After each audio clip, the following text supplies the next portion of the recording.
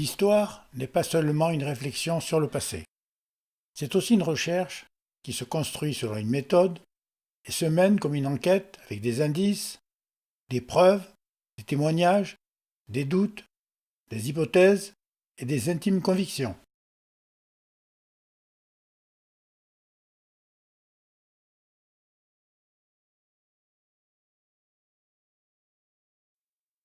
Il s'agit d'essayer de localiser dans le temps et dans l'espace le premier village dit de l'an 1000 sur la base d'hypothèses et de quelques éléments archéologiques.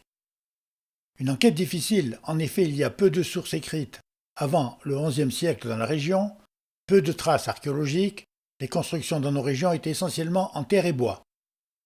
De même, peu de pièces de monnaie retrouvées de l'époque médiévale, ce qui rend la datation difficile. Par contre, les céramiques trouvées en plus grande quantité permettent une datation approximative à 1 ou 2 siècles près.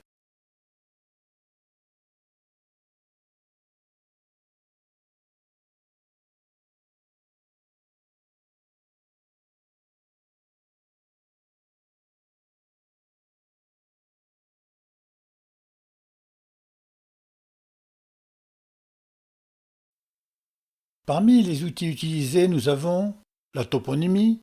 C'est une science qui a pour objet l'étude de la formation et de l'évolution des noms de lieux ou toponymes. La topographie, c'est l'étude et l'observation de la disposition et du relief d'un lieu, des formes et détails visibles sur le terrain, qu'ils soient naturels ou artificiels. L'enquête archéologique par des fouilles et la recherche historique dans les archives.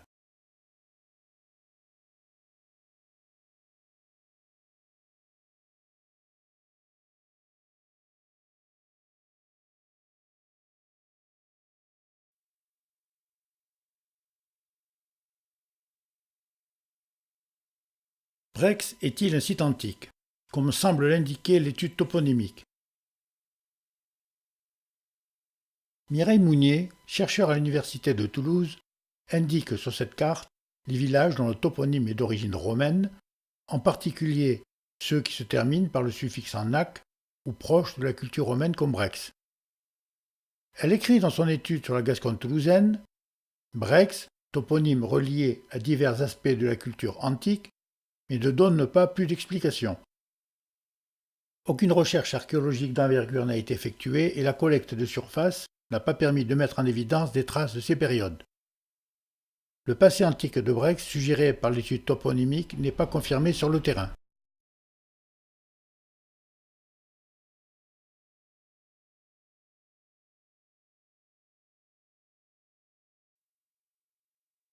La recherche sur l'origine des différents toponymes relevés dans les textes au cours du temps, Bricium, Brice, Brescio, Bresse, Brex, nous amène à étudier tous les mots et noms constitués à partir de la racine BR. On trouve trois grandes familles. La première, plutôt d'origine latine, évoquant le bois, le taillis, la broussaille, la bruyère.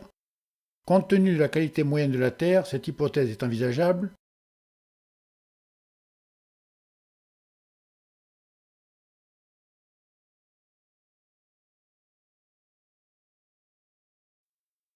La deuxième, d'origine plutôt gallo-romaine, rappelant le miel, le rayon de miel, plus ou moins lié à l'érable qui pousse très bien à l'état naturel dans la région.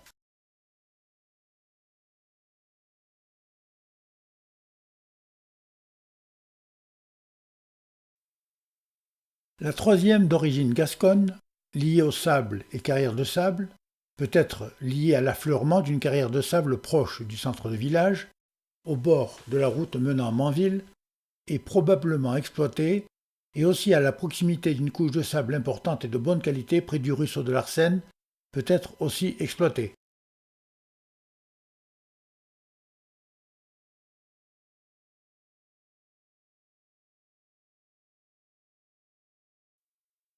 Le toponyme Brescio, Brex, apparaît pour la première fois dans les écrits par la citation de son castrum au XIIe siècle, en particulier lors du mariage d'Escaronne, fille du vicomte de Théride et Bernard Jourdain, seigneur de l'île.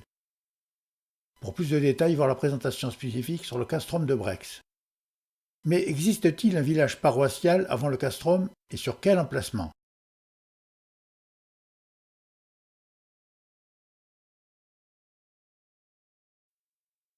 Un premier indice. L'église de Brex, dédicacée à saint Jean-Baptiste, hagionyme très répandu à l'époque carolingienne, du 8e au Xe siècle.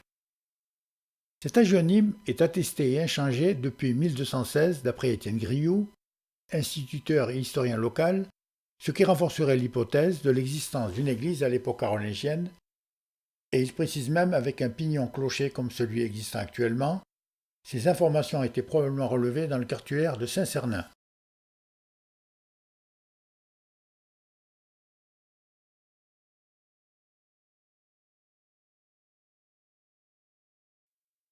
Dans le registre ecclésiastique de 1538, dans lequel sont transcrits les actes et la description des biens, l'église de Brex est toujours dédicacée à saint Jean-Baptiste.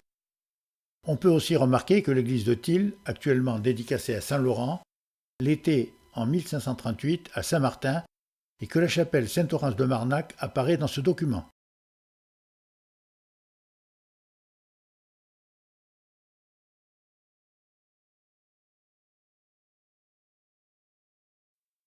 Un deuxième indice.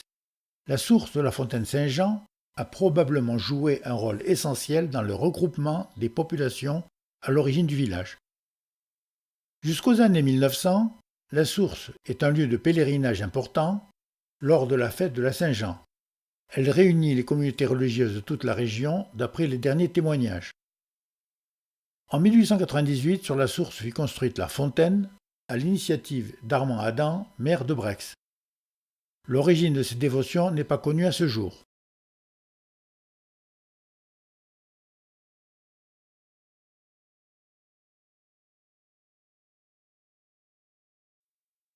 Pour bien comprendre le rôle de cette source, il est nécessaire d'aborder l'apport de la christianisation dans le peuplement des campagnes au Moyen Âge.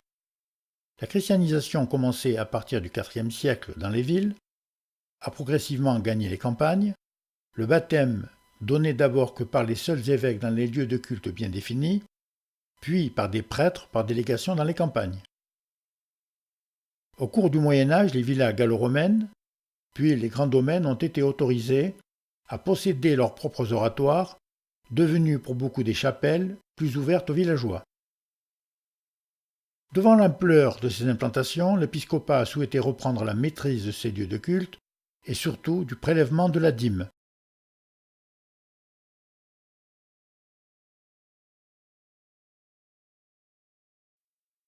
La source et la chapelle associée deviennent un lieu de vie liturgique et un point de fixation de communautés religieuses.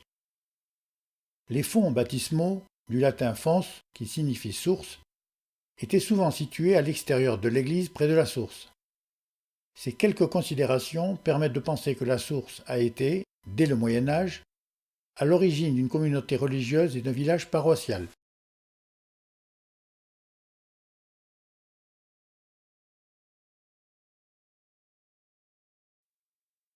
De tout temps, les sources ont été des lieux de culte autour desquels gravitaient un certain nombre de croyances. On leur attribuait toutes sortes de vertus thérapeutiques. L'archéologie témoigne souvent de la continuité des cultes sur le lieu de sanctuaire de l'eau antique. Sans remonter au temps préhistorique, déjà les Romains pratiquaient le culte des sources, où ils construisaient des oratoires en les mettant sous la protection de leur divinité, mi-romaine, mi-gauloise. Sur cette photo, prise sur le site de la reconstitution du village gaulois de Saint-Julien, on peut voir la représentation d'une source sacrée à l'époque gallo-romaine, entourée des statuettes.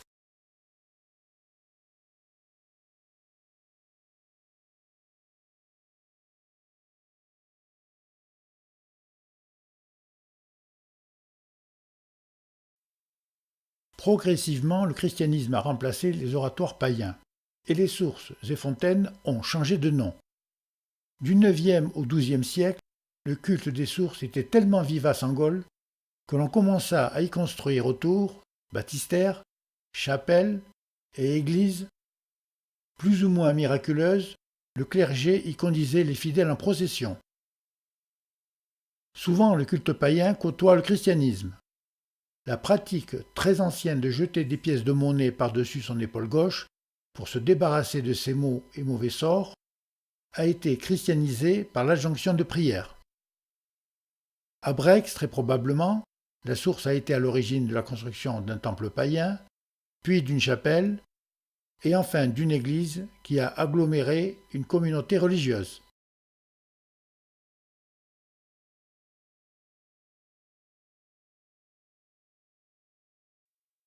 Un troisième indice significatif est la présence d'artisans potiers, révélés par les tessons de céramique médiévale trouvés près de l'église.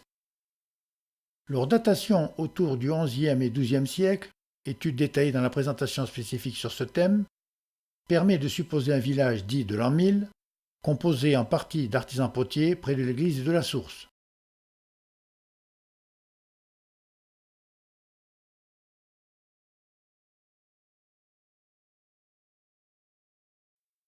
À noter que la voie gallo-romaine joignant Toulouse à Lectoure traverse Brex, au carrefour des routes de Manville, Thil, Lonac, Grenade, Saint-Paul et Toulouse, à proximité du village de Potiers et de l'église. Ce carrefour important n'a pu que favoriser les échanges et le commerce, en particulier celui de la poterie.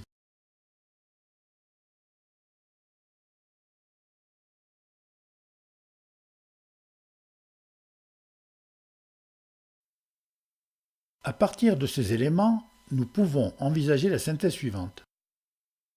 Avant le Moyen Âge, Brex n'est pas un site habité par les Romains ou une garnison romaine.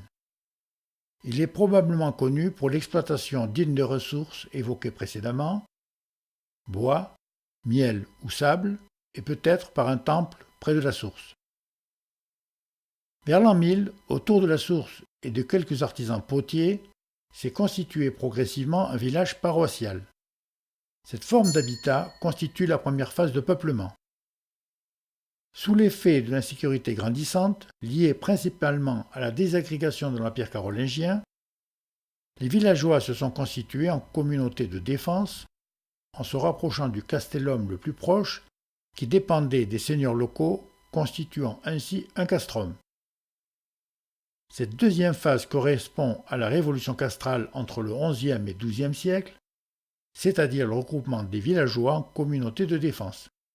Ce sujet sera abordé dans une présentation spécifique.